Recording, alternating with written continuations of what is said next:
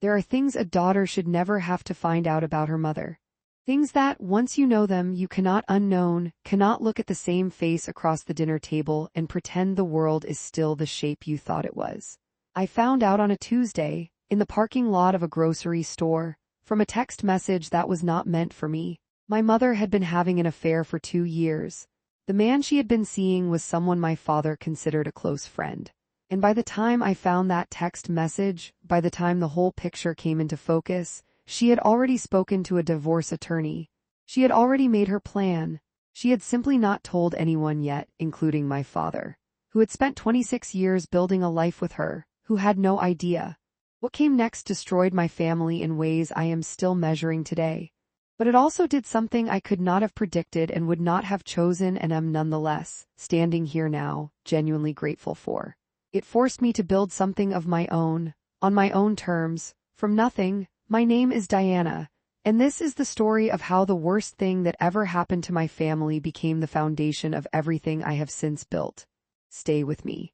Because the ending is not about revenge, and that, I promise you, is what makes it worth hearing.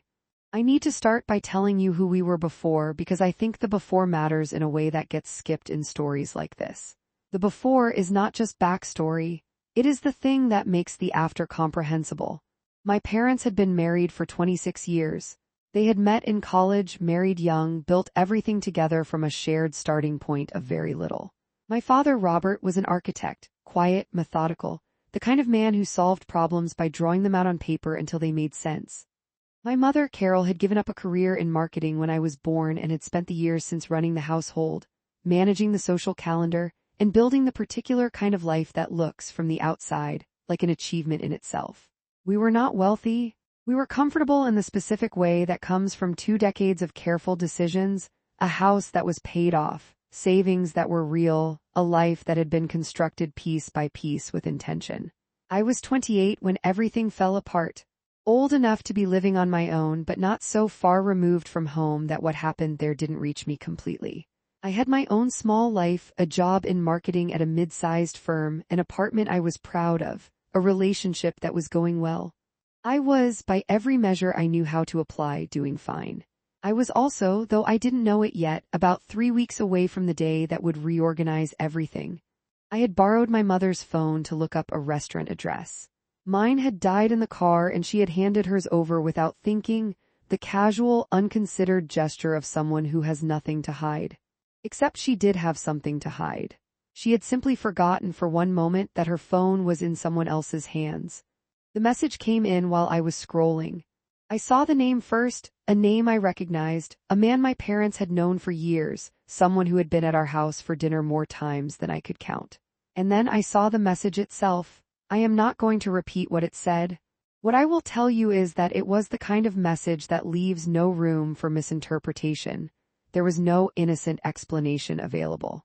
No version of events in which that message meant something other than what it clearly meant. I sat in that parking lot for a long time.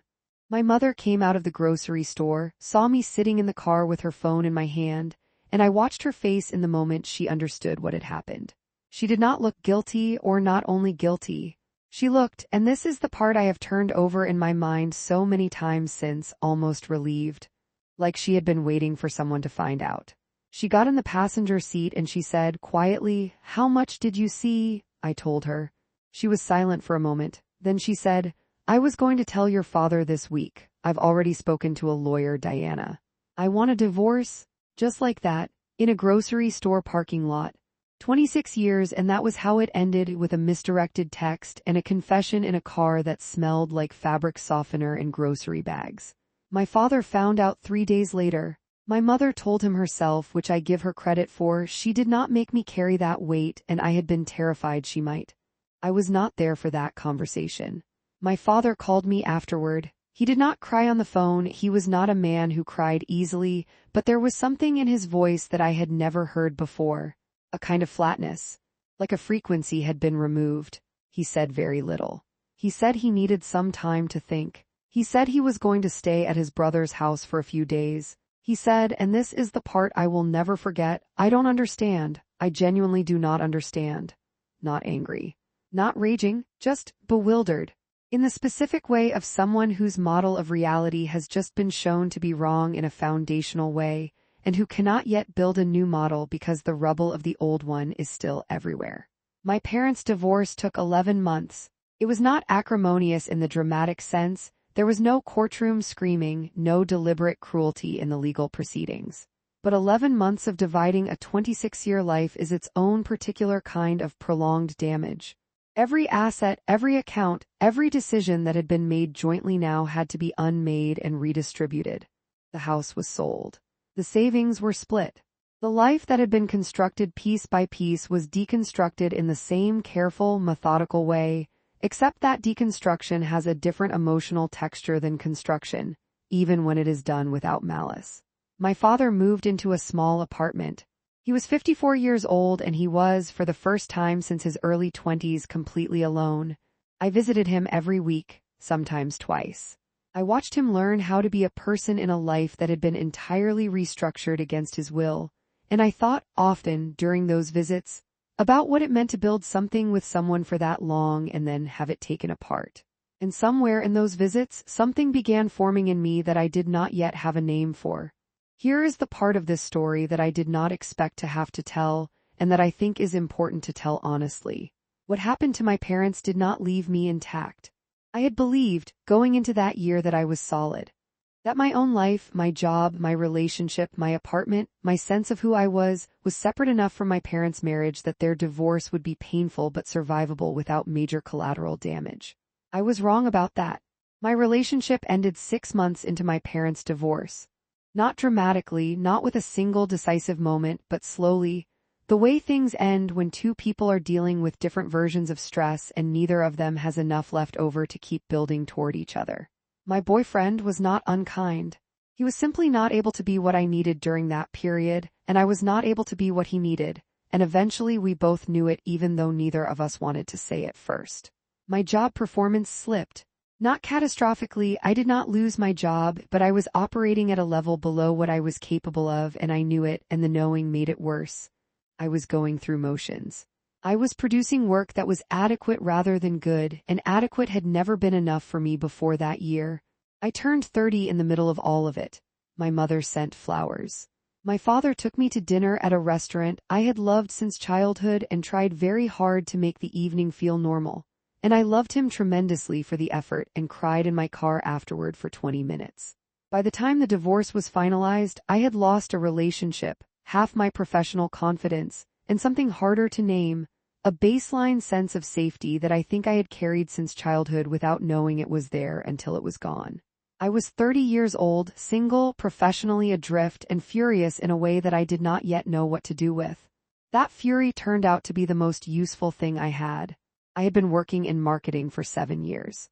I knew the field thoroughly, not theoretically but practically, in the specific way that comes from having executed hundreds of campaigns across different industries, and having learned, through direct experience, what worked and what didn't and why.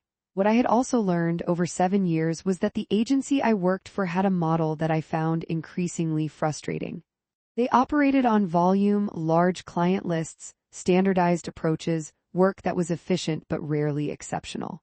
I had spent years watching genuinely good ideas get flattened into safe, middle-of-the-road executions because safe was scalable and exceptional was not. I had an idea for a different kind of agency. Smaller, deliberately smaller. Focused on a specific niche, small and mid-sized businesses in the retail and consumer goods space who needed sophisticated marketing strategy but could not afford or did not want the overhead of a large agency. High touch, high quality, intentionally limited in client count so that the work never became generic. I had been carrying this idea for 2 years, turning it over, adding to it, telling myself I would pursue it when the timing was right. The timing had never felt right. There had always been a reason to wait: the relationship, the comfort of a steady salary, the absence of the particular kind of desperation that makes a risk feel like the only option. The divorce gave me the desperation. Losing the relationship removed the anchor. And somewhere in the wreckage of that year, I realized that the timing was never going to feel right from the outside. The right timing was a feeling I was going to have to manufacture for myself. I wrote a business plan over 3 weekends in February. I showed it to my father, who had spent his career designing structures and understood, in a way that was immediately useful, how to evaluate whether a foundation was solid. He read it carefully, he asked good questions. He said at the end of the second conversation, "Diana, this is real, this is actually a real plan." That was the moment I decided to do it. I gave my notice the following Monday. The first year was the hardest thing I have ever done professionally, and I include in that comparison the year my parents divorced, which was the hardest thing I had ever done personally. Hard in a different way, but hard without qualification. I worked from my apartment for the first 8 months. I had saved enough to cover my basic expenses for approximately 1 year, not comfortably, but adequately, which meant I had 12 months to generate enough revenue to make the business viable or return to employment. I gave myself no fallback plan. Not because I am reckless, but because I had watched my father spend a year rebuilding his life from a foundation that had been removed without warning, and I had understood something from watching him. The people who survive the removal of a foundation are the ones who build their own, not the ones who find another structure to shelter under, the ones who learn to build. My first client came through a former colleague who had heard I had gone independent. A small home goods brand that had been doing everything in-house and was ready to invest in professional strategy. The engagement was modest, not enough to sustain the business on its own, but it gave me something to show the next potential client. And the next. By month 6 I had 4 clients. By month 9, 7. By the end of the first year, I was generating enough monthly revenue that the 12-month runway I had built into my savings was no longer the ticking clock it had been. I hired my first employee in month 14. A young woman named Sophie who had reached out to me after reading an article I had written that had circulated in marketing circles. She was talented and underpaid at her current firm and looking for something that felt like it was going somewhere. I offered her less than she was making and told her exactly why I thought it would be worth it anyway. She said yes. She is still with me, she is now my director of strategy. I have been careful in this story not to make my mother into a villain. I want to continue being careful about that, because I think the truth is more complicated than villain, and I think complicated truths are more useful than simple ones even when the simple version is more emotionally satisfying. My mother reached out to me about 8 months after the divorce was finalized. She had been living with the man she'd had the affair with, that relationship had continued, they had moved in together, and she seemed, from the outside, to have constructed a life that made her happy in ways her marriage apparently had not. She asked if we could have coffee. I agreed. We sat across from each other in a cafe and she told me, with a directness I had not expected, that she knew what she had done had cost our family enormously. That she was not asking for my absolution or my understanding. She was simply asking if there was a version of a relationship between us that could exist going forward. Something honest, even if it was smaller than what we'd had. I thought about it for a long time before I answered. What I eventually said was this: "I don't know yet, Mom, but I'm not done with you. I haven't decided to be done with you." That was 2 years ago. We see each other occasionally now. The relationship is careful and smaller than it was, and I will not pretend that it does not carry the weight of what happened. But it exists. I made a deliberate choice to let it exist, not for her sake, not entirely, but because I had spent a year watching my father's grief, and I did not want grief over my mother to be the thing that took years from me too. That was my choice. I am not suggesting it is the right choice for everyone. Families are different, damage is different, thresholds are different, but it was the right choice for me. I want to tell you where the business stands now because I started this story with it and I think I owe you the real numbers. My agency is 4 years old. We currently work with 23 clients across retail, consumer goods, and lifestyle brands. We have 11 full-time employees. We have turned down more clients than we have accepted, not because I am precious about it, but because the model I built was deliberately limited in scale, and I have kept that limitation even as the opportunities to abandon it have increased. Last year our revenue crossed a number that, when I write it down, still does not feel fully real to me. I am not going to share the specific figure because I think specific figures in stories like this have a way of becoming the point, and the point is not the number. The point is that I built it.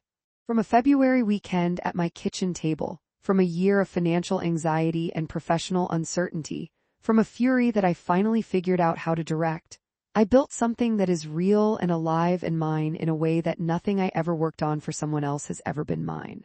My father has visited the office. He sat in the chair across from my desk and looked around at the space and said, in his quiet way, "Your grandfather would have liked this." My grandfather had been a contractor, had built things with his hands his entire life. I thought about that for a long time. I think he would have liked it too.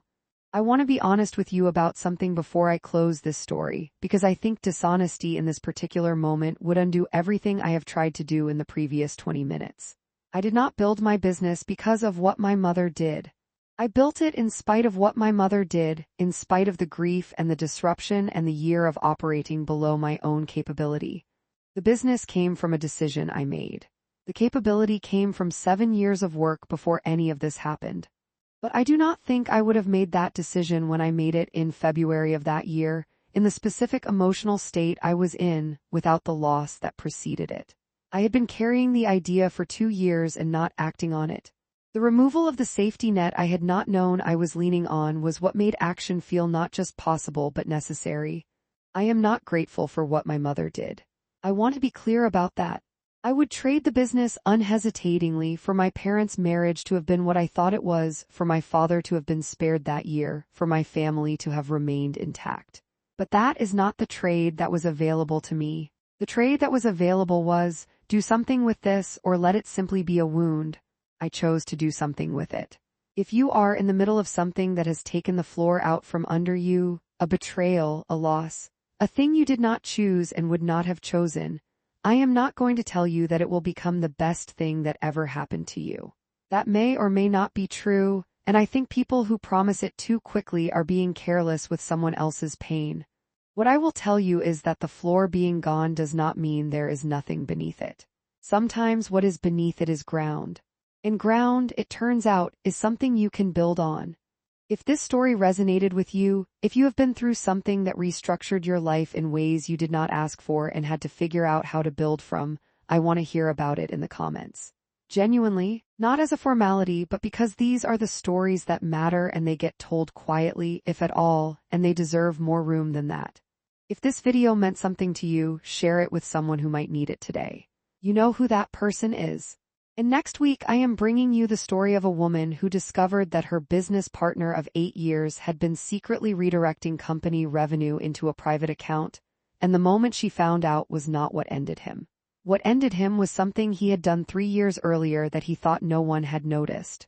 Subscribe and turn on notifications. That one is coming very soon. Thank you for watching all the way through. I will see you in the next one.